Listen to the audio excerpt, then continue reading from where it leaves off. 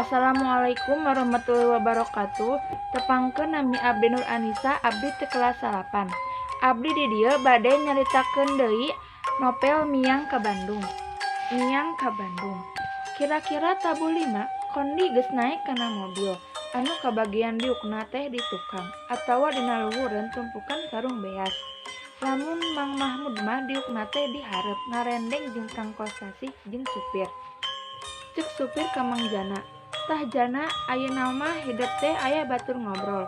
Cek Kondi, abi ge terang da ka Mang Jana teh. Orang guranteng ngan pedah fauna kursa lewat.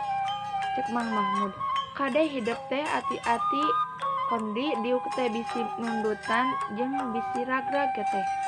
Moal Mang tempas Kondi. Teu kungsi lila mobil geus maju ninggalkeun lemur.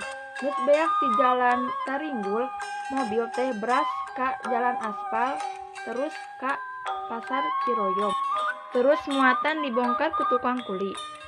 Tah di dieu Kondi tempat vilaing teh cek Mang Mahmud bari mukakeun panto. Tah di dieu aya wangunan tembok anu disebut kios teh kira-kira ukuranna 8 meter persegi. Matak heran we nyaksiana di eta pasar teh. Sakitu geus peuting kalah loba we nu balanya teh. Beda deui jeung pasar di Lembur Kuring anu bukana Senen jeung Jumat, kitu ge ti iseun. Sakitu wae anu tiasa dicaritakeun ku Sim Kuring. Hapunten bilih aya kalapatan. Wassalamualaikum warahmatullahi wabarakatuh.